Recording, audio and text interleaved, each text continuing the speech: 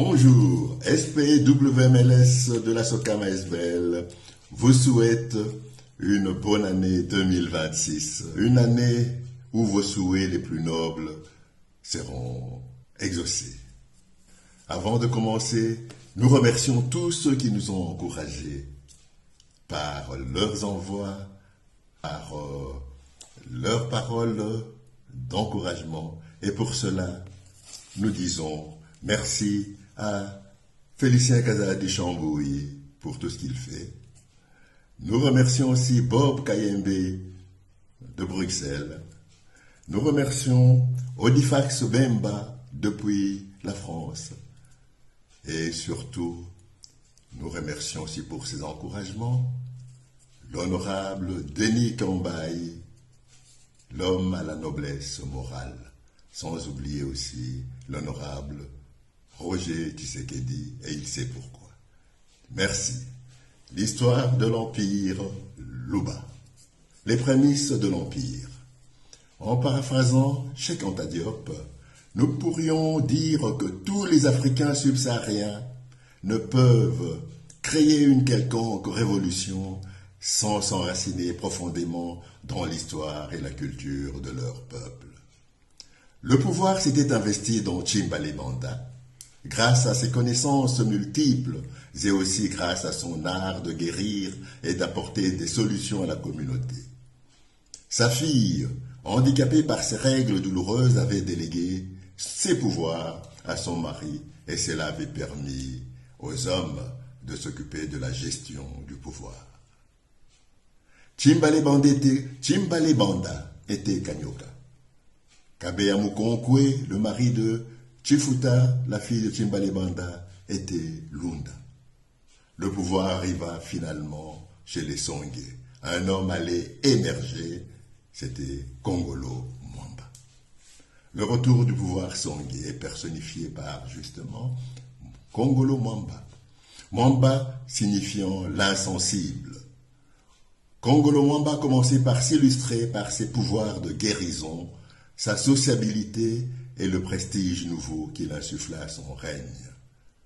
Loin de l'humilité affichée par ses prédécesseurs, il adopta des symboles et des signes de pouvoir pour sa royauté. Il créa un cérémonial d'intronisation. Comme à Para, il utilisa la peau de léopard et il siégeait toujours sous un arbre prestigieux et imposant appelé Mumbu.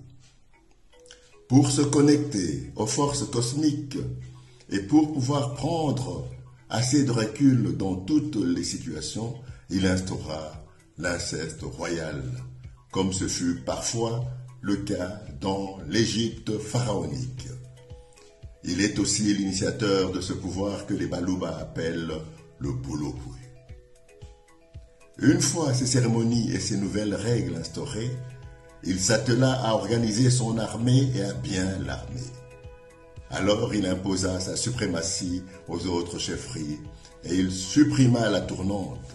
Il intimida les autres chefferies où il les battit dans des guerres brèves. Pour mieux asseoir son pouvoir, il changea de capitale. De Chifunda, où elle était située, il la déplaça à Mouibélé, près du lac Boya. Il commença alors à agrandir son territoire d'influence.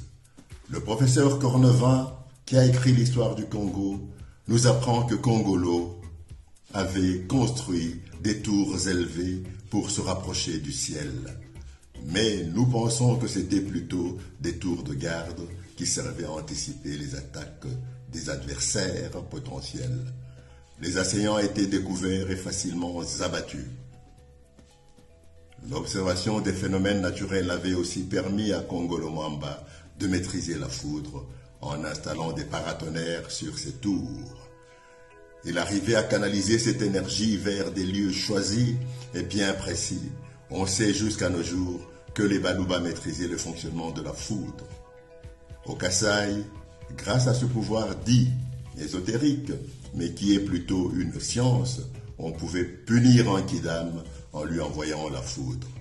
Même dans les Caraïbes, les esclaves d'origine congolaise connaissaient très bien le fonctionnement de la foudre.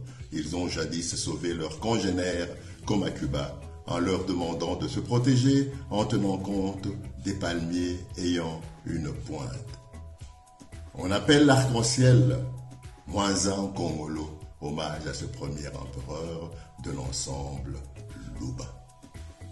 C'était Sokama Esbel, depuis Bruxelles, qui vous racontait l'histoire de l'Empire Luba. À bientôt.